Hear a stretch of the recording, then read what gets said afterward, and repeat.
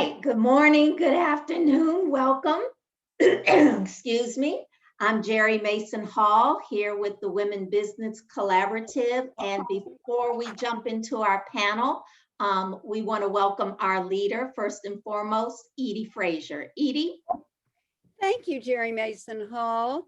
I think we might wait about 2 more minutes as everyone is dialing in and just use this time for a minute of reflection of the importance of diversity, equity, and inclusion as never before, as we've seen it, as today. Thank you, Jerry. Welcome. Okay, we'll give it another minute or two as people join us. I want to note that we are being recorded today. Many of our members have very full schedules, so we will be able to share the recordings as well as with our team members. Okay. And a warm welcome will start in about 30 seconds. Thank you, everyone, for joining us.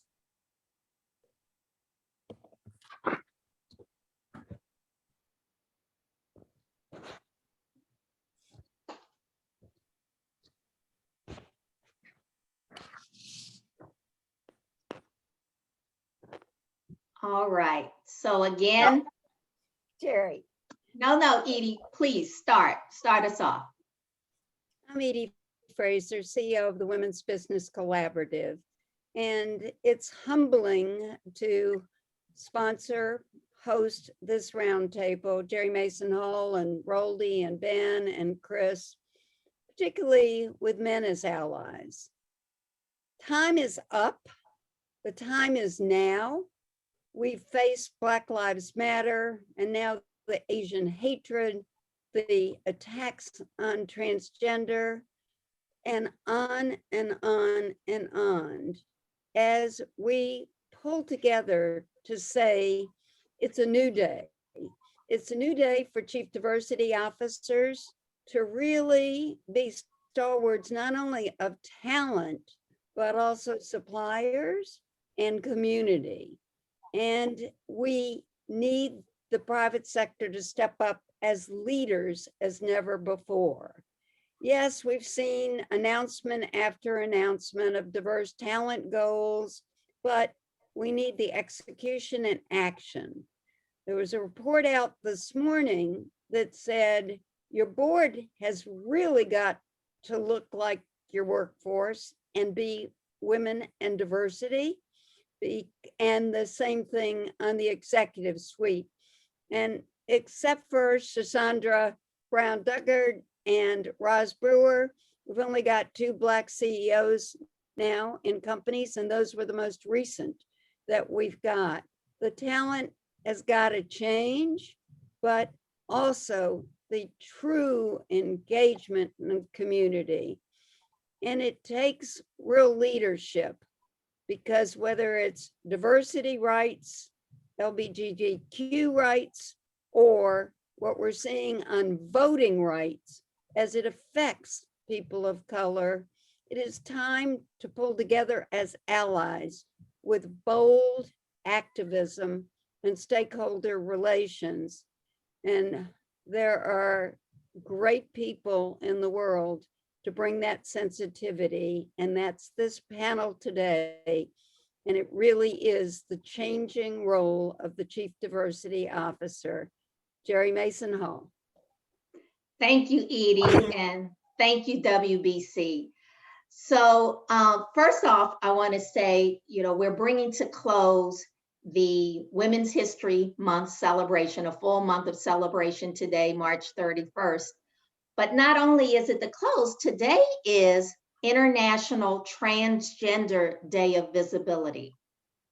And it's a gentle reminder to all of us that when we talk about women's issues, there are so many facets and intersections of that discussion, just reminding ourselves that there's no singular conversation.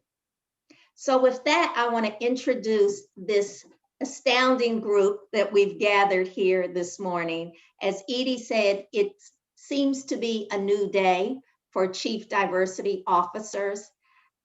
And I'm going to find out, is it? Is it really? So we've brought together some key allies, and I want to start at the top with Chris Michelle. Welcome, Chris. Chris is a senior HR executive with immense experience. I call him the talent guru.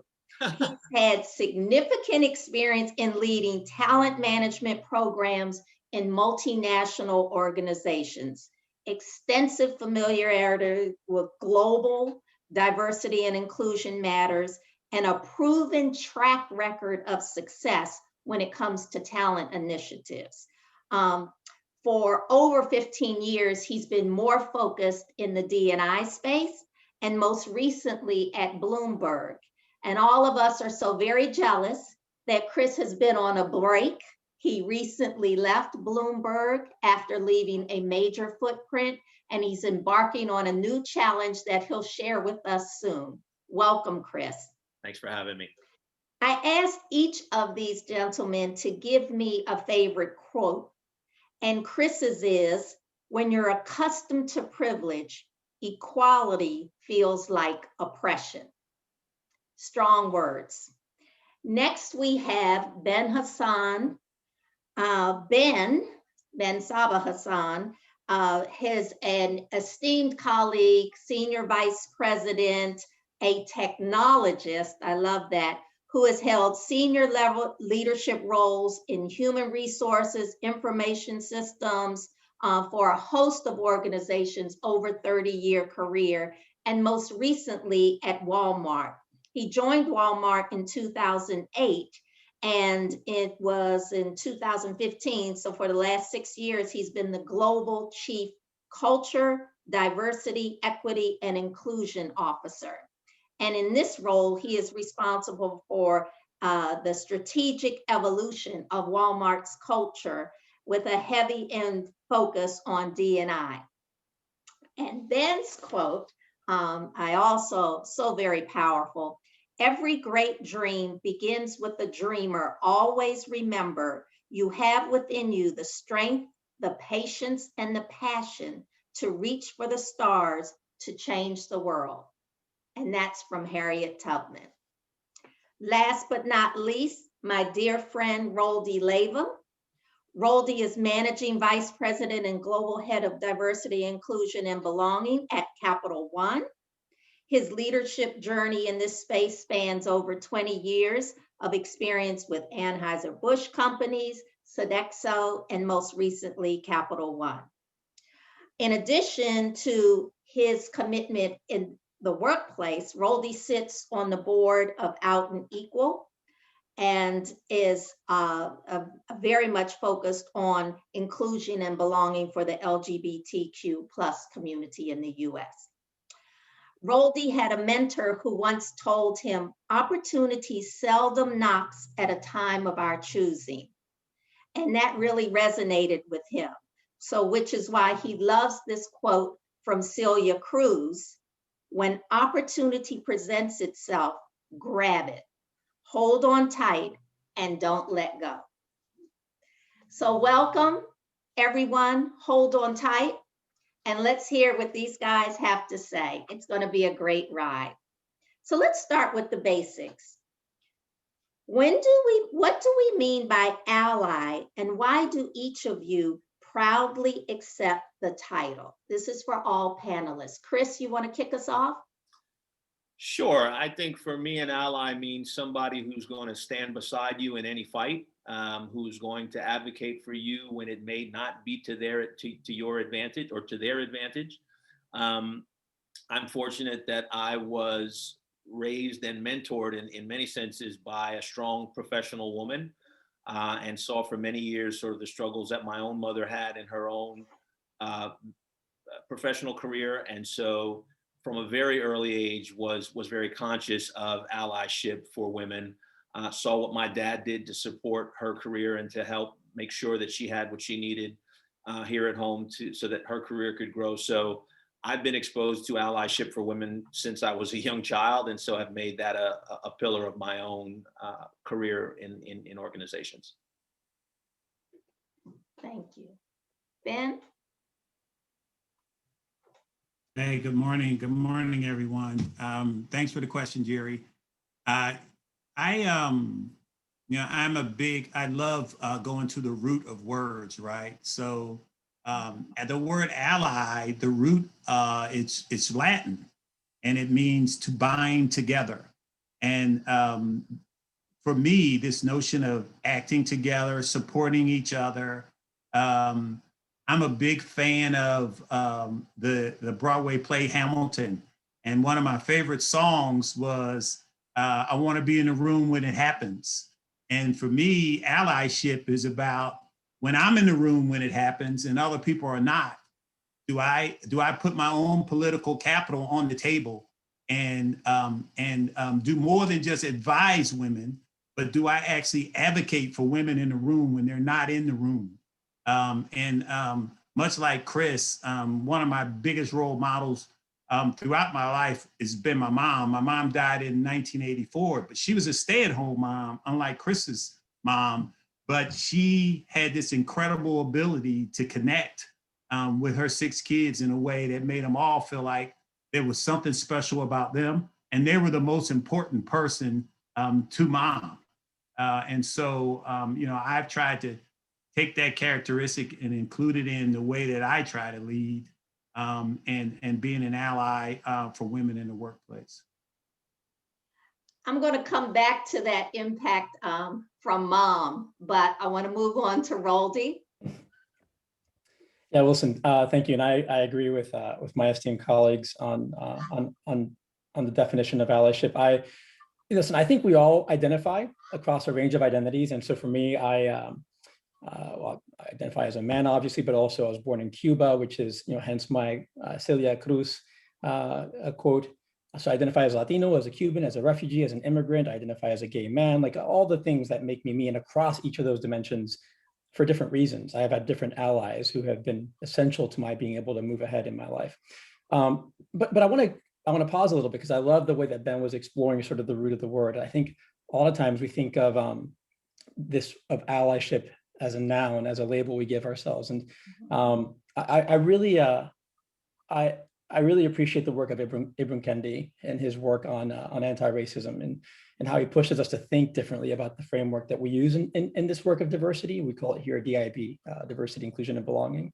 Nobody wants to be a racist, and so we all declare ourselves to be not racist, but that's not really ours to claim. And that's not necessarily, or is it really sort of the definition of the opposite of what racism is, which is anti-racism. And I think allyship is an example of just another one of those labels that we've come to over-rely on. It's a little overused in the DIB lexicon, and I think that becomes like the first sign that we probably aren't thinking big enough. I think most of us are good people with good intent, and most of us, as good people, we want to be supportive of doing the right thing and promoting equity and equality and justice, but calling ourselves an ally is more about our own identity and about us feeling good about ourselves, and then to signal that good intent to others. And I don't know that being aware of what's right and what's wrong is enough to really kind of make the change with the systems that we need to talk about making to make the kind of changes that we want to be able to make in this space. And so I kind of have a bit of a struggle with this word ally.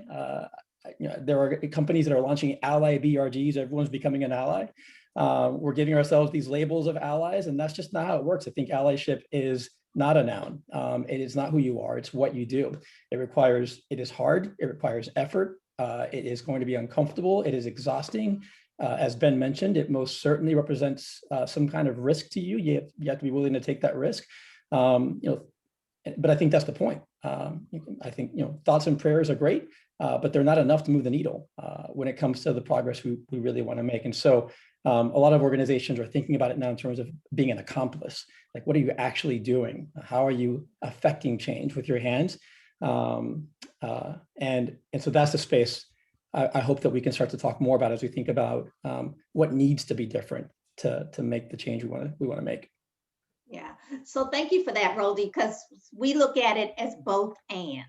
So yes, there is a noun. Yes, it's how we show up. But most importantly, what are the actions that Yep. we're taking?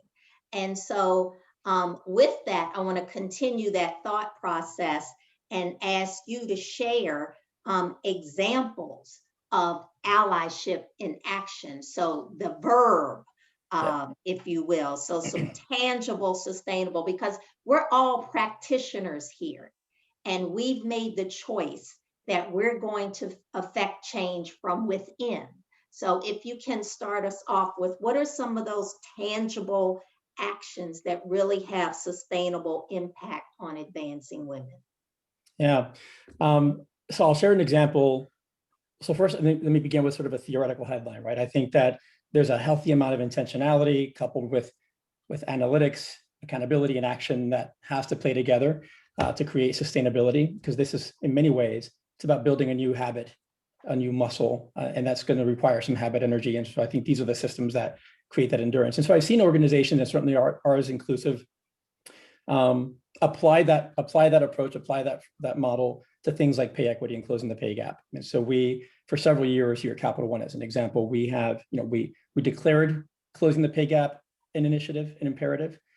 We applied resources to it. We conducted all the right analytics to understand what was the gap, not just between men and women, but also between racial and ethnic minorities and the majority. And every year we conduct an analysis of compensation across the organization. And every year we come out with a 1-to-1 alignment in how men and women are paid, and then also how people of color and our white associates are paid. And when that gap does emerge, because it has, then we come in and we close the gap by adjusting compensation to bring it up to that 1-to-1. So that's an example of all those things together. But I also want to share another one because it's notable. Hopefully we'll talk about it later. Roger Ferguson is the outgoing CEO of TIAA Bank in our industry. And he became recently TIAA became the first Fortune 500 company in history to have 2 consecutive Black CEOs, with now Lucinda Brown Duckett coming in as one of only 4 Black women CEOs in the history of the Fortune 500. But he was asked in an interview last summer how he would advise other CEOs to create the change in some of these actions, and he said that he would basically just tell them to just get on with it, be very intentional about it. He talks about how his boardroom is over 50% women, how they've grown representation of people of color, and he makes it a point to say none of that is by accident. It's all by design. It's all intentional. And so there's an active consciousness that I think is important there as well. Outstanding. So I saw a headline quickly today that the pandemic set back gender pay parity by more than 36 years, that the outside impact on women from the pandemic has really set back, especially the pay equity. Any thoughts, and I will continue to say, any thoughts in terms of doing anything differently when it comes to the pay equity in addition to what you're already doing? We do look at pay equity through the lens of race and gender. We also are tracking, obviously, what's happening in the workplace, or rather in the marketplace externally. When you look at the effect of the pandemic on women of color in particular, it has been disproportionate, and the exodus from the workforce has been primarily affecting women, and Black and Latinx women have been disproportionately impacted in those numbers. You'll find that most of the industries that have been particularly hard hit have been restaurants, travel and tourism, hospitality. And those are also the industries where you see higher concentrations of women of color. And so I am concerned with what happens when you have this she-cession, which is what has been referred to, and particularly within women of color, and the amount of years it will take for us to get back to, I think, just where we were. I hadn't seen the 36 year. I'd actually read something along the lines of the last 5 to 10 years. But either way, I think it's obviously not a step forward. And so, yeah, I'm concerned about it from a macro perspective. Internally, we're studying it as part of our regular pay equity work, and also with our racial equity initiative. Thank you. Yeah, Ben. So in the Walmart world, there is a high representation, especially of your associates, women and Black and Latinx as well. And so welcome your thoughts first on the first part of the question of specific actions, but also this impact from the pandemic on pay equity. Yeah, Jerry, thanks for the question. The first thing I would say is I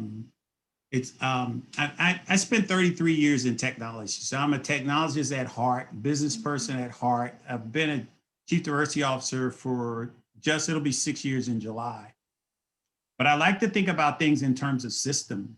And so many times we don't take the time to actually diagnose the problem before we actually jump to solutions. And it's really common with business people, right? We hear a problem and we are like straight to solutioning. Like a medical doctor, diagnosis should dictate treatment. And so many times I don't think we take the time to diagnose the problem. What is the condition that holds this problem in place? How do we get here? How do we get to a place where women are paid less than men? And I don't think we've actually even taken the time to examine that issue, particularly here in the US, because I think if you go back through history, there is a path that got us here. There's a series of laws from the origin of this country to today that got us to a place where women are paid less than men.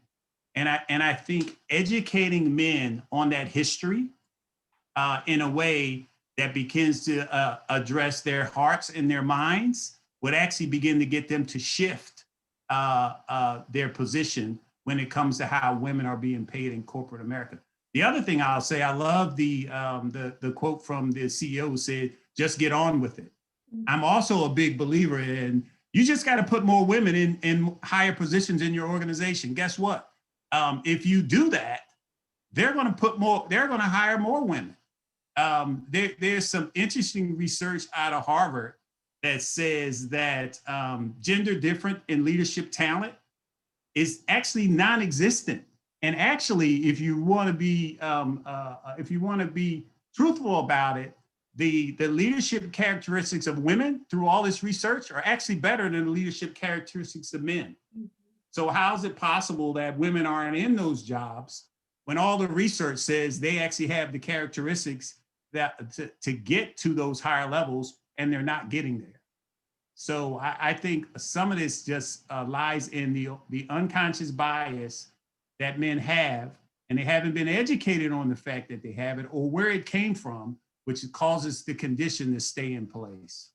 So I want to stay on that a little bit because I think it goes even beyond unconscious bias. And let's talk a little bit about power and privilege, starting with you, Ben. So speak to how men can use their social capital to uplift and amplify women's voices. Let's go a little further on that. Yeah. So, I mean, again, I started down this path with the first part of my answer. I think there are so many men in positions of power that don't even realize this is an opportunity for them to actually solve a big problem in their organizations.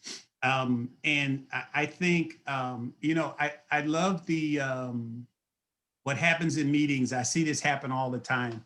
You're sitting in a meeting and a woman will have an idea. People will just nod their head.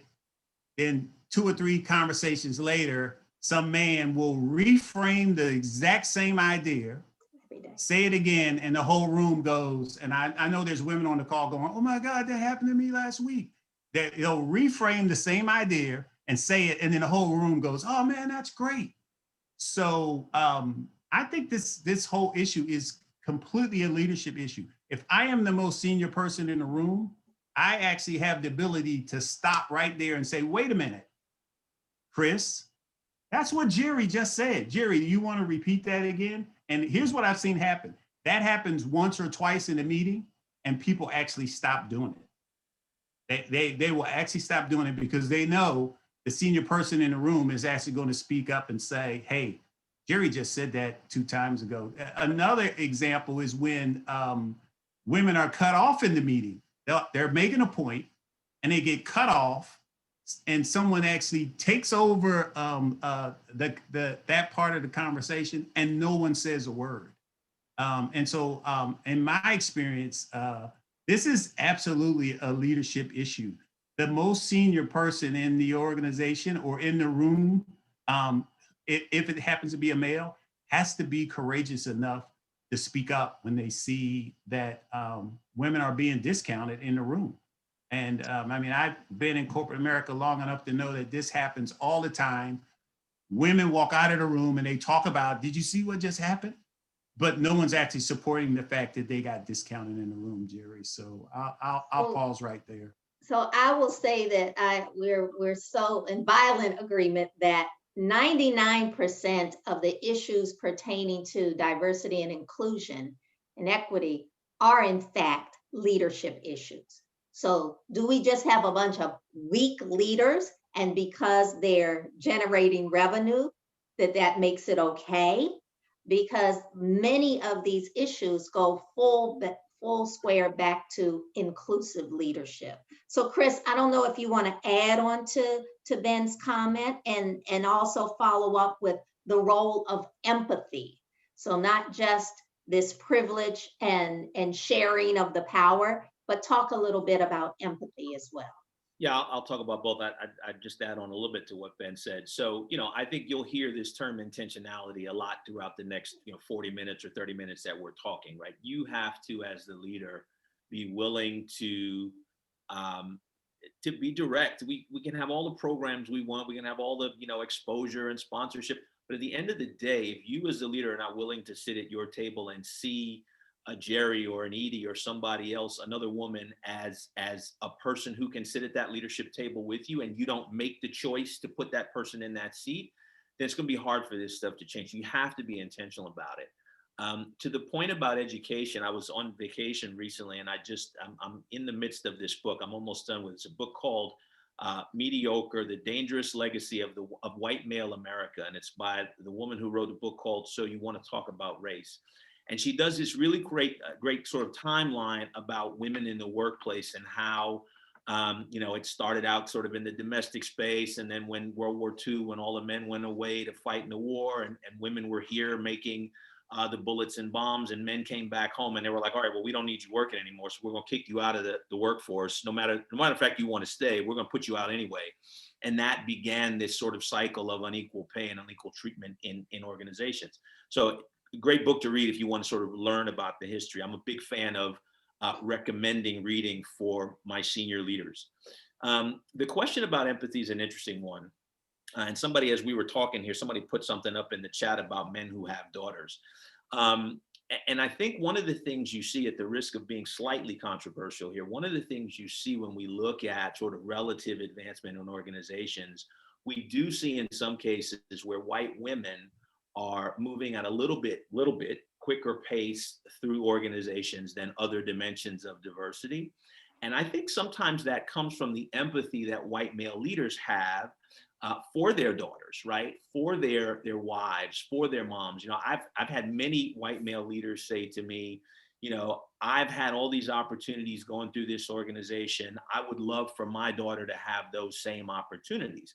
And I think that's great, as long as you're realizing that my daughter needs those same opportunities as well. So does my son. But, we want to make sure that empathy is certainly a part of it. You being able, as the leader, to understand and empathize with somebody, what somebody else may be going through, doing what Ben said, hearing somebody being cut off at the knees in the meeting, or somebody's idea being repurposed, and calling that out, right? If you're silent, you're complicit. And so I think that empathy allows you to not be silent and call it out when you see it. It's very important for leaders to be able to have that. So how do we balance this progressive the men who are showing up as allies, but making sure that they're not engaging in saviorism or performative allyship? Many of us are, or is that okay? No matter how it comes, if it achieves an outcome, is that okay? Ben, you want to start us off on that? Sure. Yeah, it's funny. When I saw this question, my first response was almost like a smart aleck response, right? Sorry, y'all. I grew up in the inner city of Philly, and I have to hold back my smart aleck North Philly responses. I'll give you part of it. And that is saying something, making broad statements about we're going to have 50% of our organization are going to be women and blah, blah, blah by 2025. And then you ask the question, okay, where's the plan? Show me your plan. How did you decide that you could get to that point by 2025? And what's always so funny to me is that 9 times out of 10, there is no plan. I feel better because I made the statement. I checked the box because people expect me to make the statement, but I didn't do anything. So what I would say is, how do you avoid being viewed as, being a savior or this notion of performative allyship? If you're going to say something, then do something, right? Show me what you're actually going to do. And one of the other things I would say, and I'll try not to draw my answer out too long. Sorry, y'all. I talk a lot. What's your own personal trailing record, right?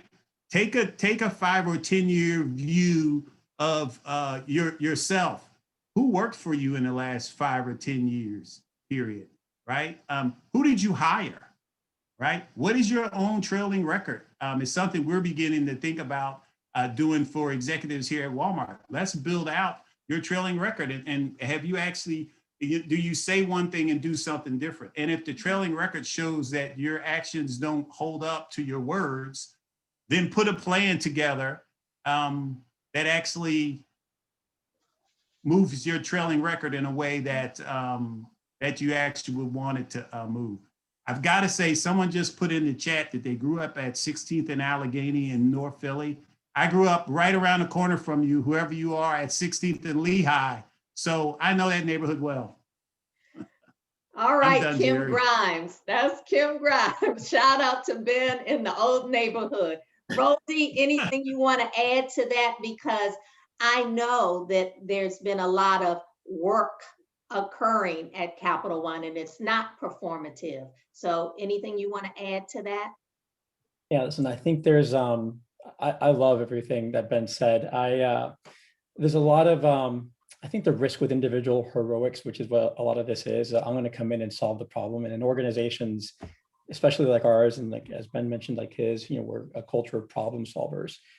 You hear that you're closing a pay gap, or you hear that your representation is dipping, or that there's X number you need to get to, and I think people immediately view it as a math problem to solve for and go out and do it. But it's much more nuanced and much more qualitative and more balanced.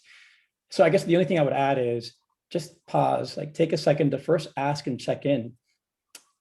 Listen to understand what are the challenges that your women are facing in the workplace. Women, underrepresented groups may not, don't necessarily need you to have all the answers for them or do all the work for them. The CEO of Diversity Inc. once said, people aren't looking for your perfection, but they are looking for your participation. And so we get too wrapped up around having the right answer and then going out and doing the thing without ever really kind of pausing to check in on like, what is the thing that's actually needed based on the experience of that individual. I would just add, and just onto that, I shared this a lot over the summer as we were talking about sort of what was going on in the country. If you've ever been to marriage counseling, the marriage counselor will always say to the men, your wife doesn't need you to jump in with solutions right now. She just wants you to listen and understand what it is she's going with. And men tend to want to solve a problem. Okay, X is wrong. Okay, let's go get a hammer and a nail and fix it. Or let's do, and rather what we're asking executives to do, leaders to do in this situation is just what Rolly just said. Just listen, understand what the issues are before you start deciding on what the solutions need to be, right? It goes back to Ben's point, right? We got a lot of solutions, but we just don't know what the problem is. We got to figure that out first in order to be able to fix it. Yeah. And we've had, some of us as practitioners have had huddles on that very topic where, especially in the tech world, our technologists, their engineers tend to, let's jump to here. I can put this, I can put pen to paper, I can have a spreadsheet, and I have the solution immediately. But let's step back, take that breath, and do the analysis. So coming from a data company here at NetApp, everything is data centric. Let's start with the data, and then what is the story that it tells us? Because we also can mislead ourselves with looking at the wrong data points or not looking at the total data points. So coming a little going back, Chris, talk to us a little bit more about intersectionality. So we're talking about women in a holistic, but we're seeing in the chat lots of comments about women of color, Black women in particular. And as I called out at the beginning, we have to think of other groups as well within this tent of women. So speak to us a little bit about that. Yeah, I think, you need to, again, recognize what the issues are, right? If we look at pay gap, for instance, if you take women, I think it's Black women and Latin women are at the bottom end of the scale. I think Latino women are, I think, 55 cents to the dollar. I think Black women are like 62 cents to the dollar, something like that. And then white women, I think, are like 72 cents, something like that. And so just understanding that there are some nuances within the broader category of gender, where you need to be a bit more intentional about, it can't stop at just white women, right? You have to understand that we need to be as inclusive as possible as we think about the totality of gender. And oftentimes that means being very specific and intentional about identifying barriers for your Latina employees, for your Asian employees, for your Black female employees, that are keeping them from advancing. And whatever interplay goes on within that group of women, right? And so, sometimes, unfortunately, I've seen instances where you have women at the top of organizations who will tend to, reach out to other women, but that look like themselves. So it's the same problem we have with white males, where they're very familiar with their own selves and will reach out and sort of pull along people that look like them, remind them of them, people that they run in the same circles with. So it really is incumbent upon, again, leaders, whether they be men or women, to break down some of those barriers across dimensions of diversity, that allow them to find talent and to identify opportunity for folks that don't look like them, right? To bring along, the idea of the rising tide lifting all boats, right? To bring along folks that don't necessarily look like them, remind them of them, so on and so forth, to build the inclusion in our organizations. But it takes being intentional, right? It's very easy to default to what you know, which is why sort of we're in the position that we're in right now, why all of us have these roles. You must sort of break down those cultural barriers, I think, to identify talent that you otherwise you'd leave on the table. We've been talking a lot in my organization about those homogenous networks. So when you only know that you're great talent that looks like you because you have a limited network, hence the programs that many of us introduce to expose leaders to those who don't look like themselves, who didn't attend the same university, who isn't located in the same space. So I hear you. And anyone else want to comment on that before we move to the next question? Okay. So Roldy, at the beginning, you commented on the fact that there are 2 new CEO Black women, and in the 60+ year history of the Fortune 500 list, there's only been one, Ursula Burns. And so in the last 90 days, in fact, it's just amazing. In the last 90 days, we have 2 Black women who have been well prepared and way before this, but in the same 90-day space. So with that, welcome all of your comments, but what is different? Okay, now we can talk about post George Floyd. What is different now, and what can we anticipate and expect ongoing? Yeah, and Ursula Burns, I believe, took the helm at Xerox in 2009, so that wasn't even that long ago, right? Right. And then it would be another decade, 10 more years before Mary Winston took on an interim CEO role with Bed Bath & Beyond.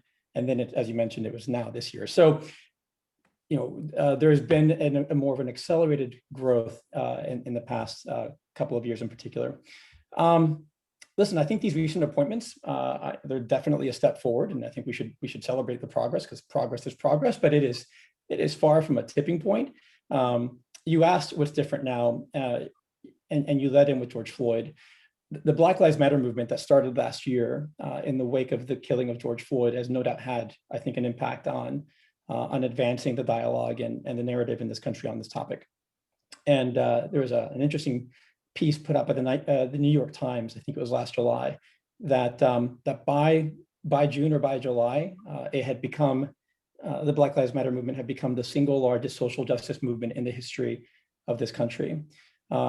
So there's been a lot more activation across industry in particular, certainly in ways I haven't seen before in my 20 years of doing this work. Companies like ours are making big, bold bets, some in the billions of dollars, to begin to dismantle some of the systems on race and advance equity. We've seen progress in our organization. Our board is now majority women and people of color. We outpace the S&P 500 on both, and 75% of our people of color on the board identify as Black or African American. And so these are all gains that I think I know that we've made in the recent past, that other organizations are making as well.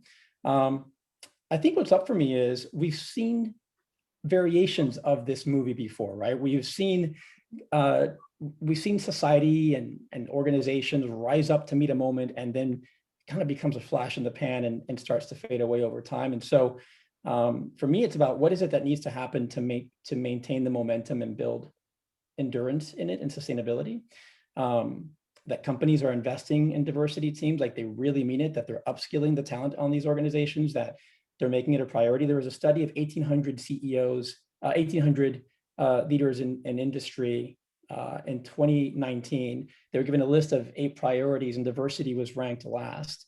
And when I think about when organizations across the country entered the racial justice movement of last year, diversity teams were woefully understaffed and under-resourced.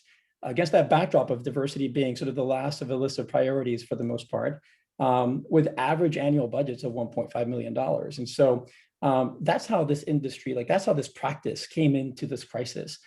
Some companies, I think, were certainly better prepared than others, but when I think of it as a whole. So I think that needs to look different. I think the systems that you create internally to affect the change need to be resourced, prioritized, built out in a manner that you would if you were going after any other business priority. I think we need to push organizations to move diversity from 8th on that list to top of that list, because everything else happens by way of having that thing done well. I love how millennial and Gen Z and early career folks have been pressuring change from within their organizations and then holding their companies accountable. I think technology has enabled that level of sort of social accountability at scale in a way that hasn't happened before. And it has created, that alone has created change for some companies who had to respond in very public ways to the push of their internal employees.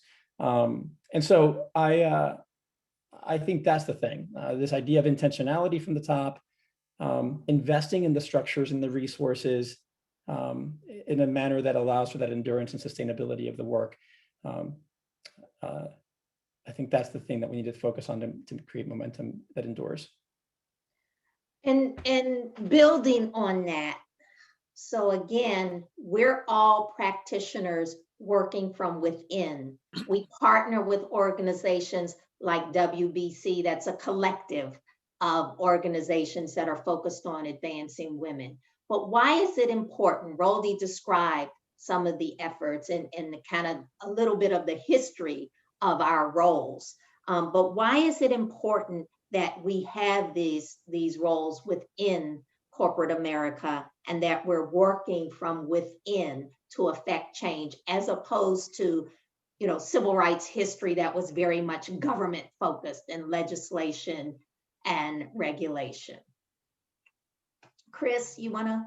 Sure. I mean, look, I think if you don't see it as important for your organization, then it's not going to be as important for you to pursue as a priority, right? If it's not, the leadership of your organization doesn't believe that being more diverse, being more inclusive is not ultimately going to positively affect the bottom line, then they're simply not going to work as hard towards it. You know, I think that as with any priority in an organization, if you don't have the sort of top-down support and then the grassroots support from the bottom up, it's not going to be successful. You know, you can, you know, if you have these sort of mandates that you're working to, you know, you can get X amount of whatever and meet a number and be done with it. But if you truly believe that inclusion is something that will advance your organization, that's going to be a part of the organizational DNA. You will keep working towards that end. And I don't think there is an end, right? I mean, that's how you should position it. There's not a point we'll get to where we say, well, we're diverse and inclusive and we're done with it, right? It needs to be part of who you are as an organization in order for you to be successful. And the way I think a lot of us position this work is, of course, it is the right thing to do, but at the end of the day, we're also in business, and you have to look at the global economy and the changes that diversity has made on our global economy. And if you're not being inclusive, you know, are you losing out on market share? Are you losing out on means by which you can grow your shareholders' stake in the company? And that's a big part of this. If you don't believe in any of that, if you just think it's something that you're mandated to do to hit like 3 numbers at the end of a year and you're done, then you're not really going to pursue it with any sort of intentionality. So there's this push from the talent within. There's this push from candidates who are questioning, where does your company stand? There's also the push from investors. We've had, we're not going to invest in you if you don't change your board leadership, your senior leadership. Ben, do you want to touch on that? Is there anything else that we should be focusing on in it, again, working from within? Yeah, you know, it's interesting. I think I want to talk about this notion of how do you motivate through transformation versus motivating through carrot and stick. So what do I mean by that? How do you begin to address people's attitudes and beliefs in a way that they begin to shift their actions? And I think so many times the predominant way is, well, let's put rules in place, and then if you don't do what we're asking you to do in this space, then we're gonna impact fill in the blank, or we're gonna recognize those in a big broad way who are doing what we're asking, but we actually don't try to address people's hearts and minds. And I think educating males in particular on the unconscious biases that we all carry with us every day. I mean, I'm a tech geek. We spend a lot of time with neuroscientists as we've been trying to figure out how do we get those people that are on the fence, who come to work every day, who are good human beings, who are like, you know what, I just come here to work. I don't want to deal with all this diversity inclusion stuff. Why are you trying to pull me into this stuff? That's not a place I have an interest. And to me, those people that are on the fence that are the ones that we've got to go after to actually bring them over to the side to actually help us with this work. There are a group of people in all of our companies who get this work. They understand this work. They're not going to argue about doing the work.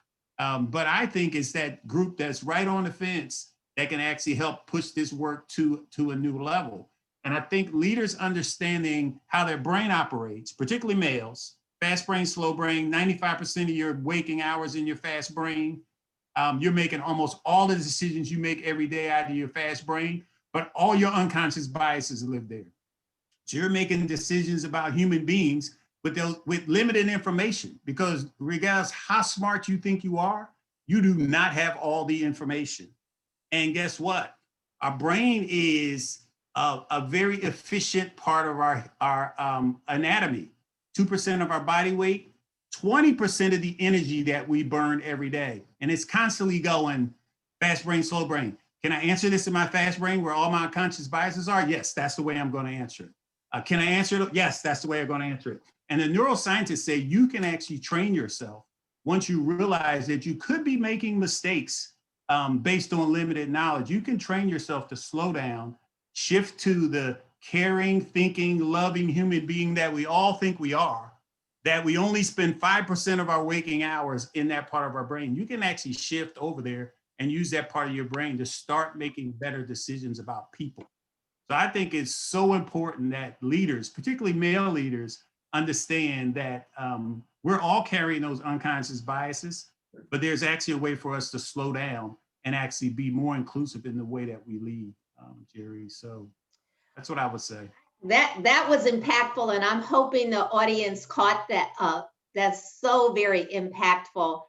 I'm going to speed up our brain a little bit because we're getting close to time, but I want to go back to our slow brain and ask one of the questions from the audience. Do you, and this is for the group, do you remember a specific experience of where you wish that your organization or industry had done something differently? If you were to do it over, what would you change? Thoughts from anyone? I'll jump in, Jerry. Please. I'll jump in. So one of the lessons we've learned since from 4 years ago, when the fire at the LGBTQ club, where there were members of that community were killed, the Dallas police officers were shot, there were several Black males killed in the streets. I remember getting barraged with notes around the organization. Ben, are we going to say something? Ben, are we going to say something? Ben, are we going to say something? And then I start sending my notes. I see my two esteemed colleagues smiling, because then I start sending my notes. Hey, are we going to say something? Hey, are we going to say something? Here's what I wish we had done, Jerry. I wish we had responded sooner. I mean, I love what I'm seeing now in this day and time where organizations are responding, because citizens around the world are looking for somebody to say something. And most governments are not saying anything, right? Or they're not saying anything quick enough. And guess what? They trust business more now than they do government, particularly in the US. I can speak to the US because this is where I've spent most of my life. And so I wish we had said something earlier. And then the other thing we've learned is people want to talk about this stuff. They want to get in a room and actually say, let me tell you how I'm feeling about what's going on right now. And they're not checking this stuff at the front door, or they're not checking it before they open up their laptop for Hollywood Squares, i.e. Zoom. They're not checking this stuff. They're bringing it right into the workplace every single day. Yeah. And you got to give people an avenue to have a conversation. You don't have to have all the answers. You're not going to have all the answers. Yeah. But someone just put in, people are hungry to talk about this. They are. And businesses historically have been reluctant to speak up on issues like this. And I, for one, am really proud to see all the corporations that are stepping up to the plate and letting their voices be heard. Well, Ben, I think that's a great example, and it goes to another question because we're going to run out of time. But what you're describing is really part and parcel of an inclusive environment. And one of the questions is, how do you get from diversity to inclusion? Roldy, I know we've talked about this in the past. Do you want to touch on it quickly? And then we're going to wrap. Yeah, listen, I often talk about inclusion is intent and belonging is impact.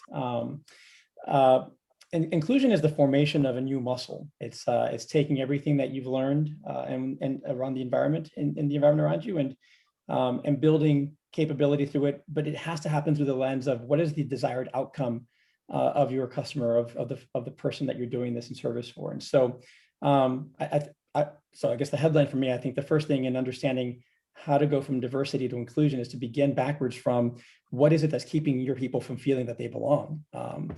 Right. And so I know as practitioners, we engage in that work, but as people leaders in an organization, the magic and the impact of this work happens through the people leadership of a company. And as Ben mentioned earlier, I think those folks are problem solvers and they're going to solve it through the lens of their experience, what they believe needs to happen. I would just continue to emphasize, you've missed a step, like work backwards from the way that folks experience your intent. And that's the way that you address belonging. Anyone else before we close?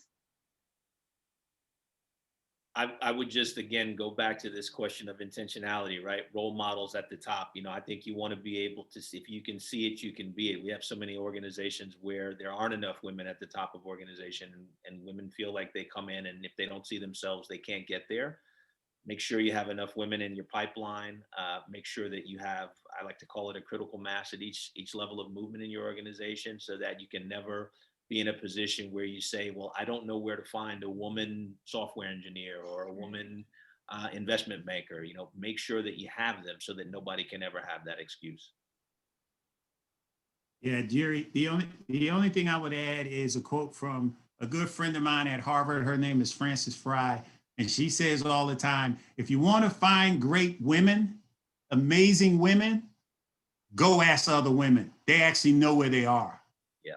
They can help you find them. Thank you. There's no excuse not to be able to find women to come and work in whatever capacity.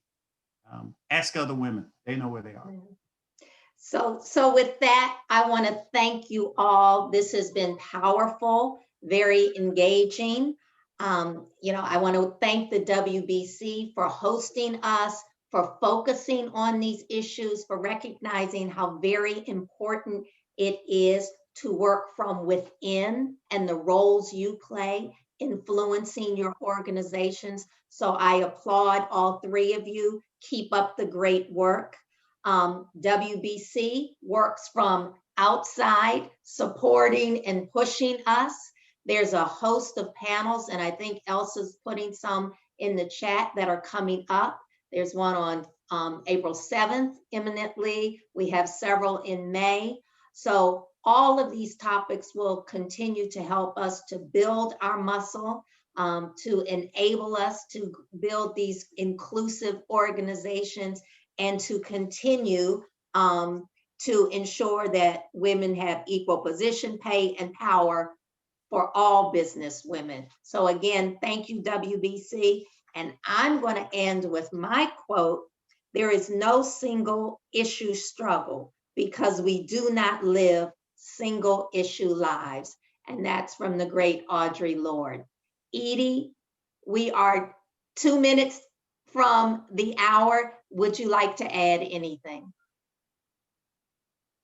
You're on mute, Edie. Thank you so much for challenging the systems. And we will have this full recording for all to be used for learning. I think each of you is Ben, Roldy, Chris, with Jerry. You're challenging the systems with such intentionality. So thank you. We will make these highlights so strong. We are so proud to work with all of your companies as we push forward. It is this new day and drivers of change. And we will, as Ruth Bader Ginsburg said, make sure that there's a place at the table. And when she was asked how many women should be on the Supreme Court, she said 9. Thank you. All right. Bye, everybody. Take care. You. Thanks.